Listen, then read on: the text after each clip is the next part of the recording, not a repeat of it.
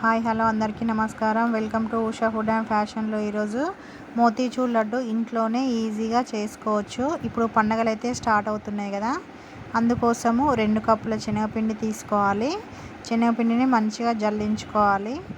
జల్లించుకున్న తర్వాత కొన్ని వాటర్ పోసుకుంటూ స్మూత్గా కలుపుకోవాలన్నమాట. మరీ నీళ్ళుగా కలుపుకోవద్దు. చూడండి, ఇలా జారుగా కలుపుకోవాలి. ఇలా కలిపేసుకొని ఒక కడాయిలో ఆయిల్ అయితే వేసుకోవాలి. మనము దీనికోసము బోందు గంట యూజ్ చేయాల్సిన అవసరం లేదు.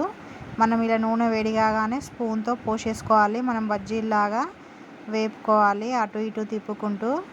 ఆయిల్లోకి వెళ్ళి తీసినాక చల్లారిన తర్వాత మిక్సీలో వేసుకొని మిక్సీ చేసుకొని ఇలా గుండ్రగా పట్టుకోవాలి, పొడిగా.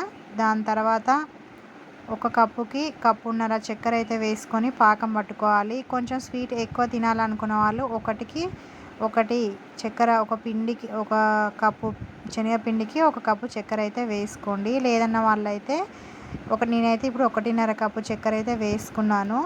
పాకం వచ్చిన తర్వాత కొంచెం ఫుడ్ కలర్ అయితే వేసుకోవచ్చు. ఫుడ్ కలర్ వేసుకున్న తర్వాత ఆ పాకంలో మనం మిక్సీ పట్టుకున్న పౌడర్ని అందులో వేసుకోవాలి. పాకంలో కొంచెం పాకం 5 నిమిషాల పాటు వేడిలో ఉంచి ఇలా ఉండలాగా చుట్టుకోవాలి. చాలా ఈజీ.